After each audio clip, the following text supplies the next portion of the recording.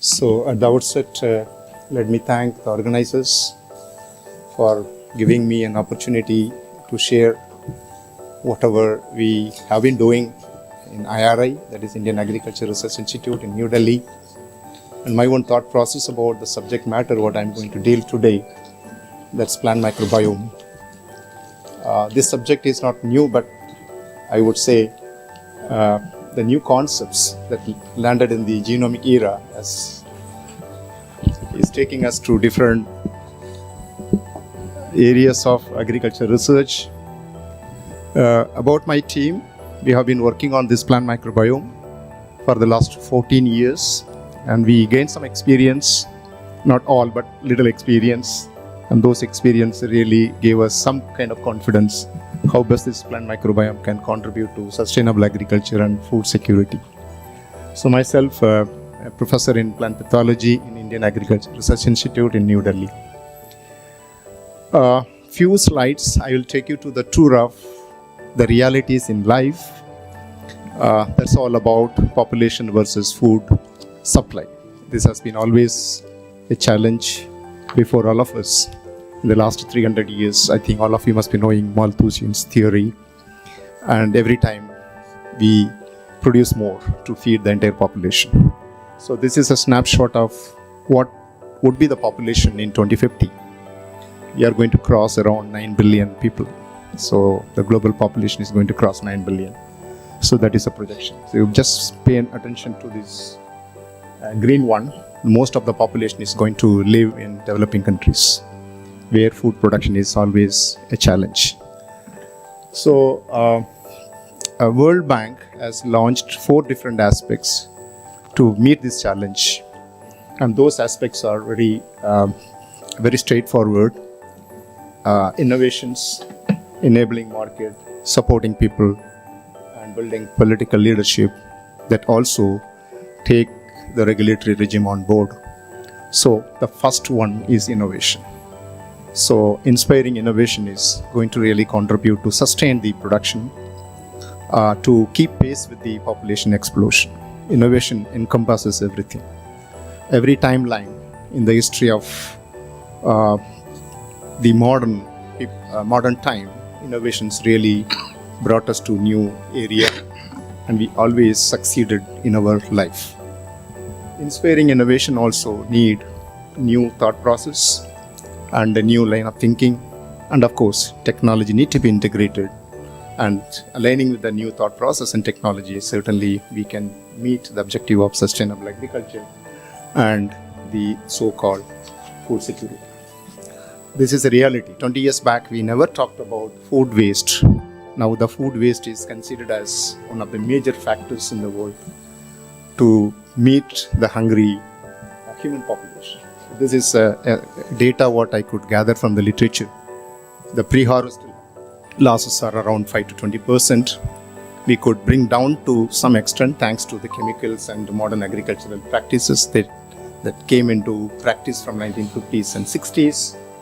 Post-harvest is still big a challenge. We are unable to really reduce the losses, especially on fruits and vegetables. Need a different kind of thinking. Food waste is the new in the whole, losses which otherwise would have fed the hungry human population. This is a report, 2024 report. I just borrowed from UNEP. If you are interested, please go through it. Alarming pictures. They say you don't have to produce more, you try to reduce the loss. That itself is sufficient to feed the population what we are going to experience in 2050. So, in terms of money, roughly 1.3 billion tons per year. In terms of volume, 1.3 billion tons is lost or wasted. So this is roughly equivalent to around $1 trillion in economy terms. This is a ground reality. Whether we accept it or not, yes, this is happening. I think all of you must have experienced. Wherever you go, I would say in India, the marriage halls are living examples where how the food is really wasted. And this is alarming.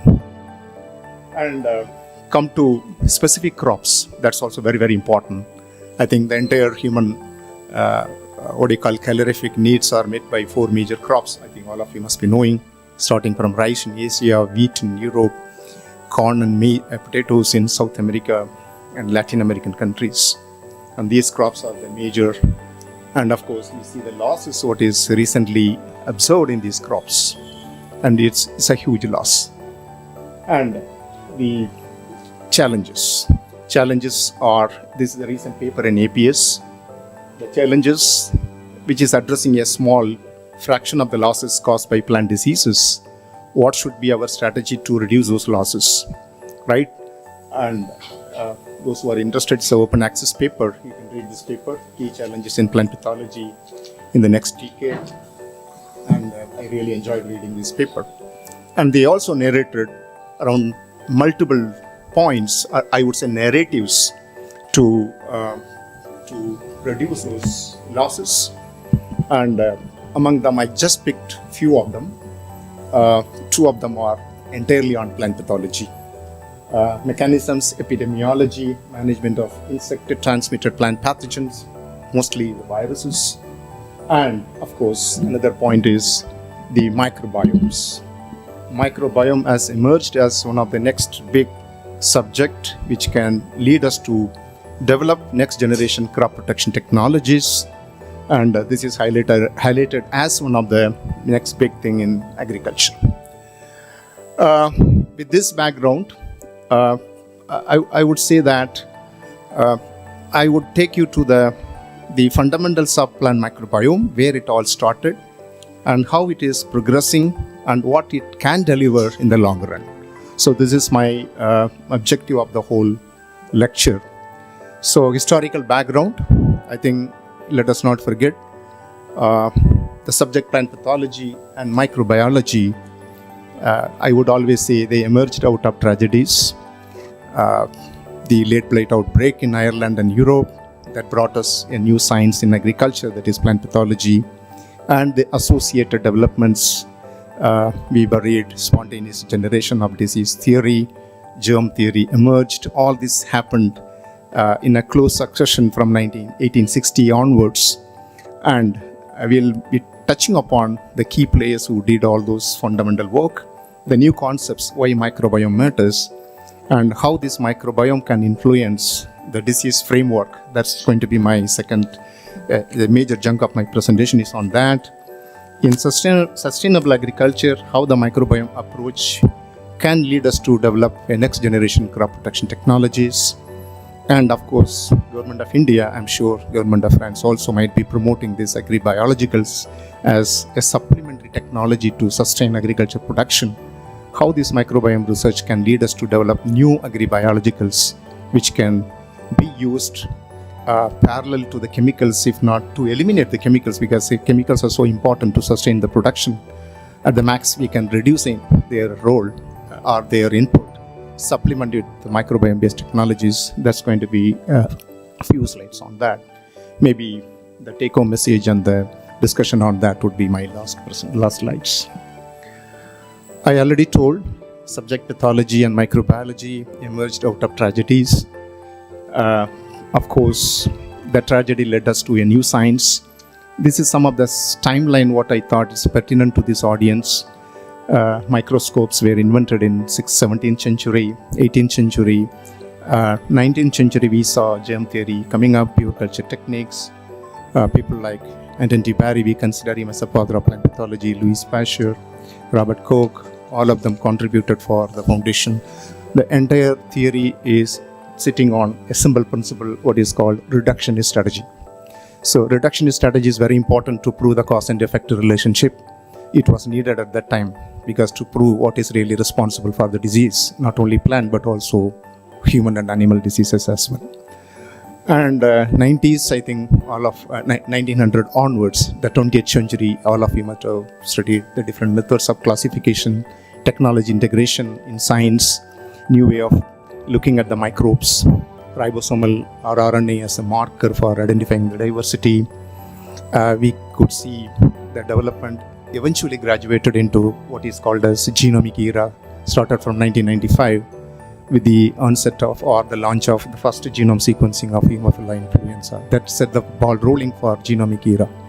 Genomic era also witnessed the microbiome research emerging in the rapid pace. I would say the subject microbiome really evolved in a geometric proposition from 1995 onwards.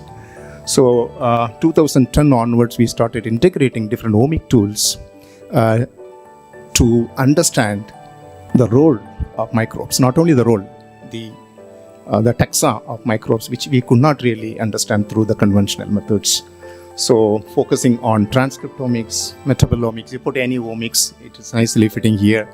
And of course, the system biology people started looking at. And presently, of course, we are talking about microbiome engineering, application in health, the so-called One Health, agriculture, environment, and whatnot. So they are the main players. I just thought of, I think many of them are from France as well. So they played a very important role to shape the science, pathology and microbiology. So come to the flow of technological development, conceptual, understanding of the subject. We started with isolation based on the reductionist strategy. Pure cultures are so important. All of us are really bothered about pure cultures even today.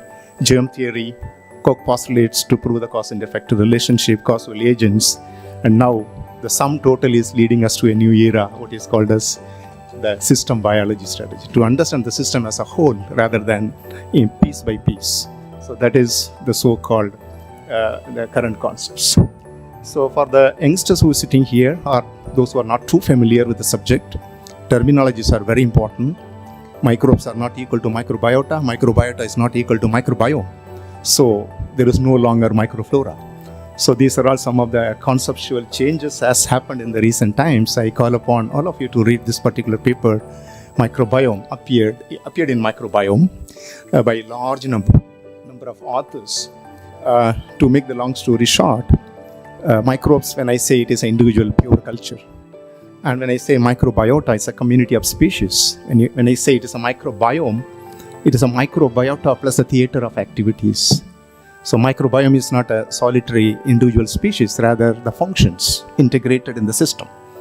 It's not that easy to study microbiome, I must tell here. You can study microbes, you can study microbiota, but to study the microbiome, you need a different kind of tools and techniques because microbial interactions are very difficult to study. Microbiome can be the fourth dimension. We ignored all these years because the microbiome can influence each and every factor of the disease triangle. Let me take you the tour of few slides how this microbiome, the theater of microbial activities or theater of microbiota activities can influence each and every disease triangle factors. When I talk about microbiome, it's a broad term. I'll just take you to plant microbiome associated with the plants only. And within the plants also there are multiple niches, and those niches are completely contrasting many times. The below ground niche is different from above ground. Contrasting, you won't find any similarity. It's a fairly insulated below ground and highly variable above ground. There is a sunlight in the above ground, completely absent in the below ground. Is aquatic ecosystem in the below ground, the terrestrial ecosystem in the above ground. These two are completely contrasting, and the microbes what is living there is also completely contrasting, right? So these microbiome, whether it is a rhizosphere, phyllosphere or endosphere or any sphere you talk about plants, they have their own say in the disease triangle. Let us see what it is. Microbiome as a fourth dimension in the classical framework. The plant-associated microbiome, which includes the different sphere-associated microbiome, how it can influence a virulent pathogen. Let's see how it influences. So the virulent pathogen is one among the microbial community which is habitating on the plant pot, right? It is one among. It's a minority. The majority of them are the whole lot of millions or trillions of organisms which is living there. It's a minority, but still it is able to cause disease. These are all some of our thought process, the ways and means of the microbiome influencing the pathogen or the pathogen associated the roles. I think all of us must have studied in biological control. We talk about competing microbiomes or competing organisms. It's a microbial competition which is going on. In our own experience, we increase the number of certain beneficial organisms in the particular sphere, let's say a foliar microbiome, you start seeing a remarkable reduction in the particular pathogen which is also colonizing on the foliar part. So this is simply by number competition. So we also see many times very close collaboration between two different organisms, Pentoias and Xanthomonas, Enterobacter and Ralstonia, and so on and so forth. There are many such examples are there. And my pathogens can be predated by the microbiome associated organisms. That is another factor. And attenuation of virulence is a new thought process. Pathogen can be there, it's not getting killed, but its quality is changed by microbiome components, what I call virulence modulation by microbiome. And of course, somebody may talk about pathobiome today. Pathobiome disruption of microbiomes is the other way around. Pathogens can disturb the microbiome as well. So we recently published a paper, the dysbiosis associated microbiome, how the pathogen disturb the microbial balance on the plant part. So it's a very recent paper from our group. So what I'm trying to say here is that pathogens are under the influence of microbiome components, and if you modulate the microbiome on the particular niche, you are ready to manage that particular pathogen causing some disease. That's our thought process. And these are all some of the snapshot of our own microbial candidates, what all it does. And I put under the two major category of the metabolome, secreted as well as volatile. We could see all kind of permutation combinations. Some are producing secreted metabolomes, some are volatile, some are both. It's a whole lot of dynamic system which is operating there. So this is going to happen when pathogens are interacting with microbiome, the other way around, the microbiomes are interacting with the pathogens. So that was all about how microbiome can modulate pathogen behavior and pathogen numbers. I'll take you to how the microbiomes can influence the host. This is one of the hot topic. Now everybody is talking about plant immunity and how microbiome can contribute or enhance the plant immunity by meddling with the plant gene expression. Sorry, Dr. Kumar, I should interfere. Yeah. Your time is another 5 minutes. No problem, we'll take. So host and host factors, especially the susceptible host, is under the influence of microbiome. And these are all some of the ways and means the microbiome can influence the host. Thank you. Long live India and France friendship.